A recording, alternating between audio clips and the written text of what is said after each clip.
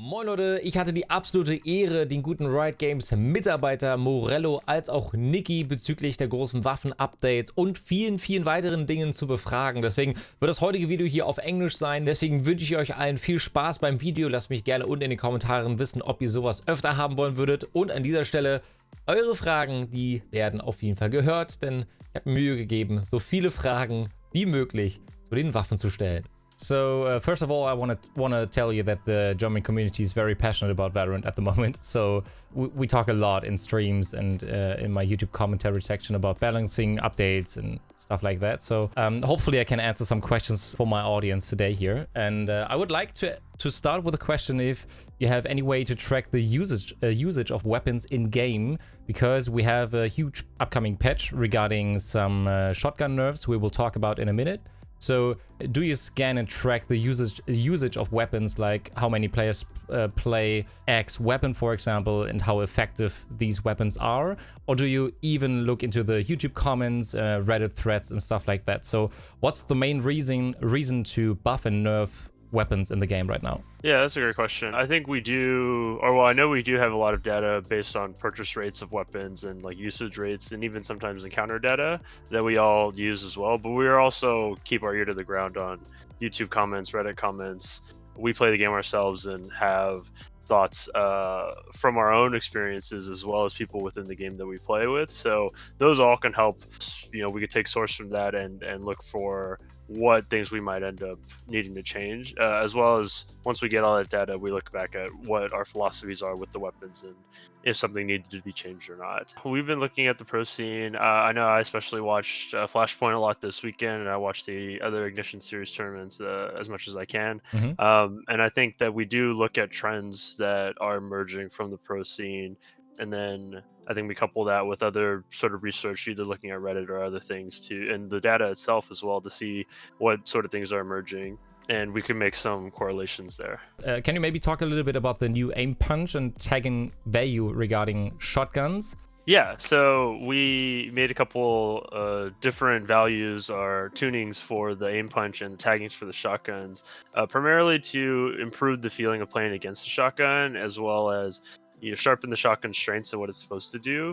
It's supposed to be a close range lethal weapon, and it having very similar aim punch to other weapons, and tagging, especially at ranges where the weapon was not effective, felt a lot more annoying to play against rather than something that was uniquely strong or cool about a shotgun.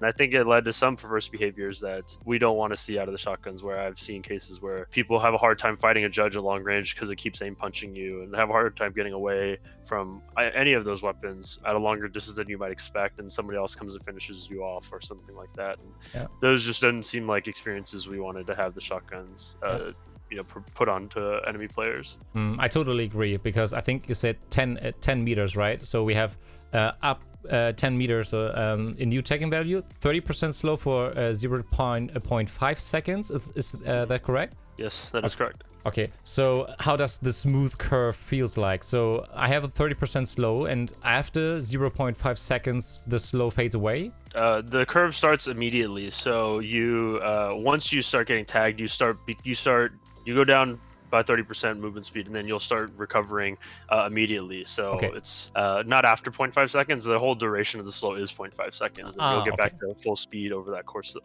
that time. All right, okay. So the shorty receives an additional nerf as well. So how do you think this will affect many players who decide to play the shorty as a secondary for close combat situations? So what we hope it'll do, and what we see a little bit in testing, is that it will bring in some of the ranges that you need to be, how close you need to be effective with it and get a kill with it. And I think what that'll hopefully do is that it'll create situations in which they can be a bit more easily traded on when teams are entering areas against a shorty. And because I think that they'll need to commit a little bit more, or they'll need to commit both shots unless they get one really good one, but they'll need to commit both shots and become more tradable because they need to reload.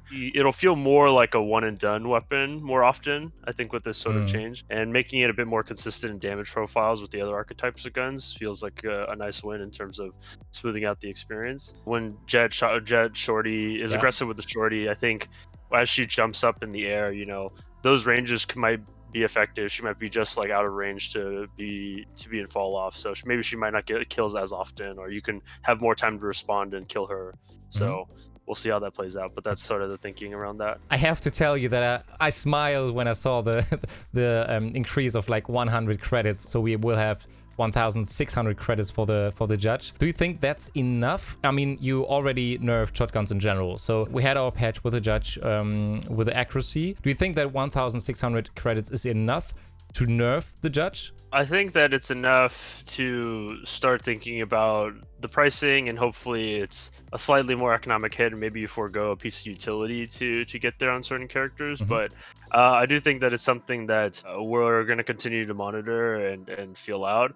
I think that for us, we're liking that the shotguns are providing that sharp value, and people are actually wanting to pick them, versus I think feeling like they're generally joke guns in other kinds of games. So I wouldn't, and that's not entirely the case, but for the most part, I like that shotguns are being used. I think they're being used in the correct way most of the time. Yeah. And so I wouldn't want to go too quickly into putting them in the ground. And so here we're kind of like walking in a few changes, and I think we have things to tune. We have things we can still tune back if we need to. Do you think that the Vandal buff is, from your perspective, enough to? Do you think that both weapons are very equal in the regard of effectiveness? When I one tap, or when I have a burst fire of maybe 3 or to 4 shots, I'm very confident I can kill my enemy. But as soon as I go into the spray, I know that many players have difficult times hitting the enemy with a Vandal. Do you think that the Vandal will always be the longer range weapon, so you take the Phantom because of the higher fire rate in close combat? So, or do you think that both weapons will be equally used in both situations? Yeah, that's a good question. I believe we feel that the weapons aren't far off, and the weapons are kind of playing, as far as we know from data, they're playing out generally like how we would expect and like to. The Vandal is winning longer range fights on average, but the issue there is that we probably most people are able to play and optimize for shorter ranges, which the Phantom does win out, which I think we're okay with. But I think there is a disparity that we're looking to help fill out, and I don't think we'll ever be at a perfect 50-50%. But that's okay, as long as there feels like more of a choice competition between the weapons. And I certainly think that this helps out, especially just in the feel of the weapon with higher firing rate, and the damage values don't really change many breakpoints, but it's just supposed to feel cleaner, it's supposed to feel nicer. But yeah, it doesn't change any breakpoints. But I do think that they'll get closer, and I do think that we see, just judging at the professional level, that we do see a few players who are opting for the Vandal and who are really proficient with it. So we'd like to see how that switches up with these sort of changes. And I think to your question about how the weapons generally function, if Vandal is meant to be longer range and things like that, yeah, I believe that's generally true. Like the Vandal is going to be always have that one shot potential, and it's always probably going to be a bit slower than the Phantom, and they'll play in their respective ranges probably more often than not. And I think we're striving to keep that, and I think we want to have, this is less like hard set in stone, but I think we want to have closer to a 50-50 matchup rate, pick rate, but it's not, we don't necessarily need that. And I think we'd like to see how it varies from map to map, and like where people end up playing if they choose different guns and things like that. And we'll keep an eye on all that and try to balance accordingly. I would like to talk about a very difficult topic, because the operator is one of the most discussed topics in my community here in Germany. I don't know how it's in the US, for example, but whenever I'm streaming and whenever I'm talking about the operator in my videos, people are complaining about stuff that you addressed in Ask Valorant Part 6 as well. So people are talking about, all right, I want to have a click sound when zooming in. I want to have a slower zoom, maybe even slower movement speed when holding an operator, or even higher cost, only one operator per team. I know that you're working on possibilities to balance the operator, even though, I mean, the operator is very, very effective when you're in defense, for example. So do you think that any of these things I just mentioned will be an option for the future in order to nerf the operator? Because the most called argument is that not every agent can counter the operator. on some maps like Essen, for example, when you have two operators in the enemy team and you have only one agent, for example, who can smoke. That's a huge problem. And they connect this topic with solo and dual queue, where you don't normally have that good communication in your own team. So we're talking about that a lot. Is there anything you can tell us what you're looking into when nerfing or changing the operator?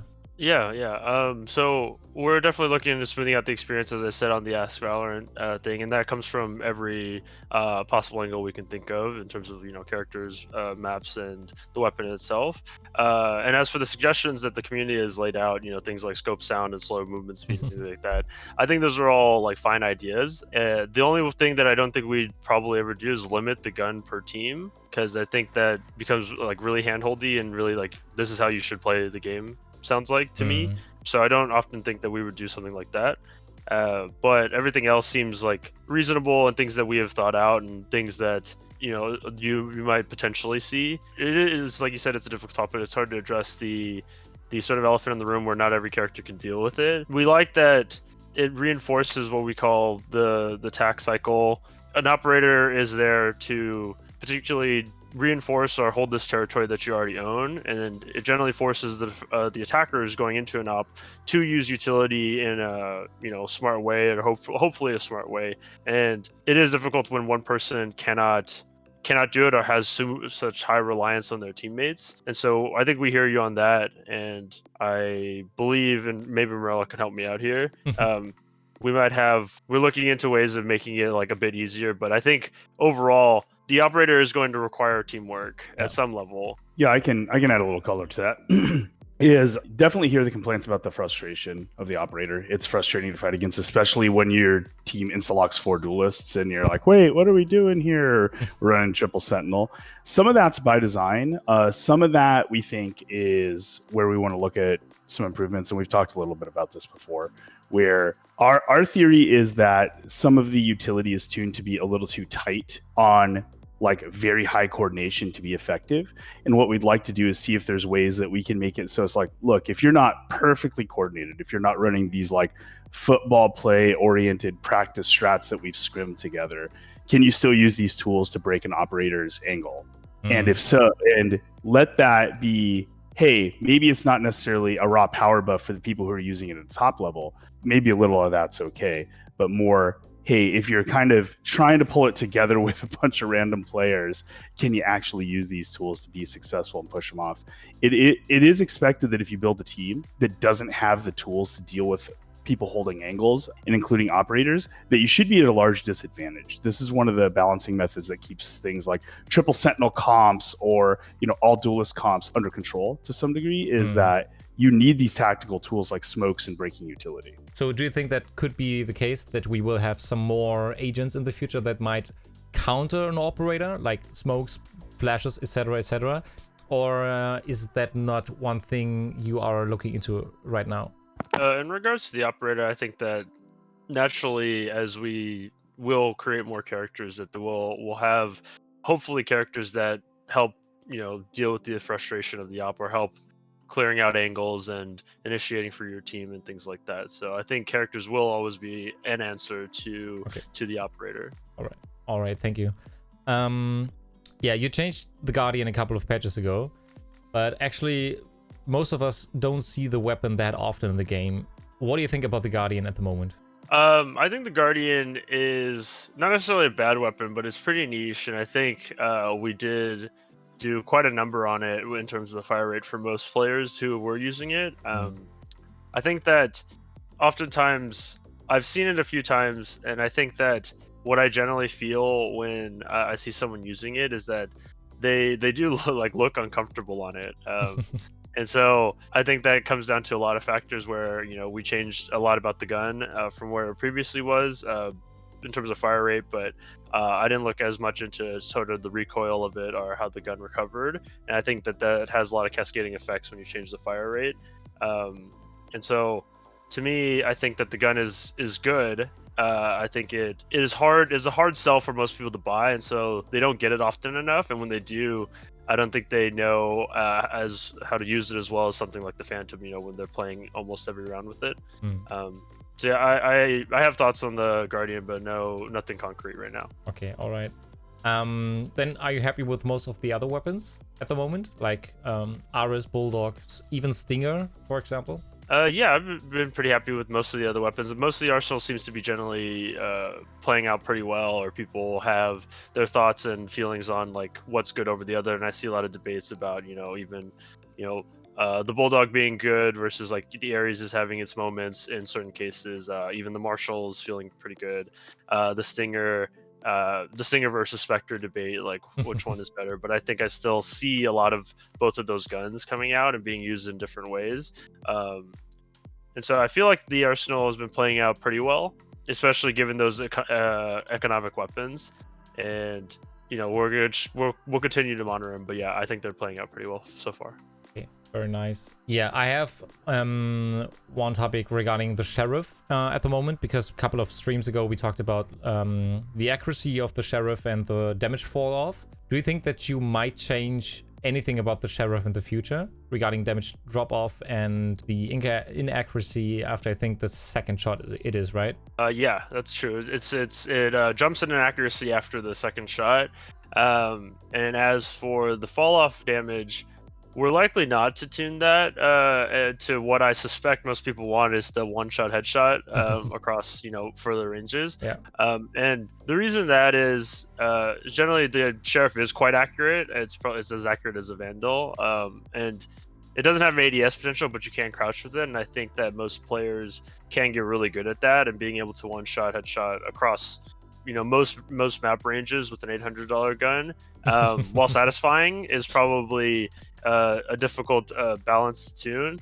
Yeah. And I think the Guardian is part of the equation as well, and the Guardian should be good at something like that, especially at every range that is feasible in the game. So we're likely, I'm sorry to break hearts out there, but we're likely not to change it the way you might expect. As for the inaccuracy, the jump in inaccuracy, that was meant to combat like generally spamming the Sheriff at mid ranges to get 3 body shots really fast.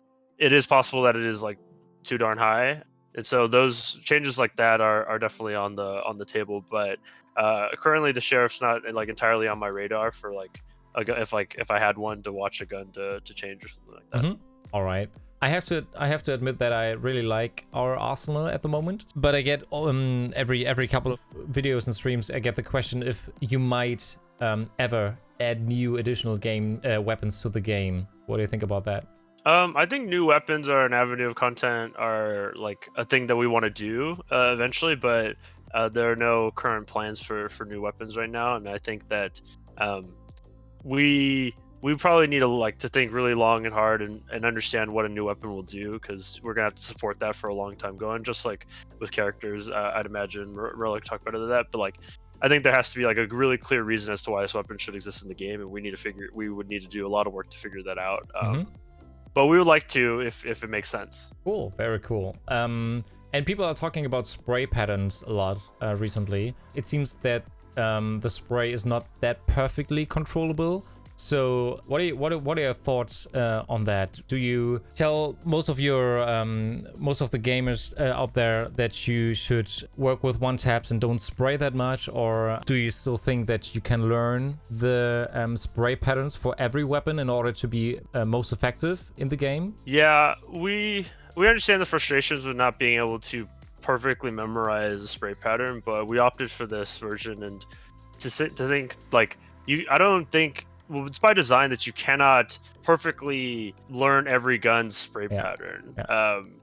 There's an inherent amount of randomness after a certain point. There's an amount that you can learn that is deterministic, that'll always be the same for pretty much every gun. So for the Vandal and the Phantom, you have about like 7 or 6-7 bullets or so that are always going to be the same.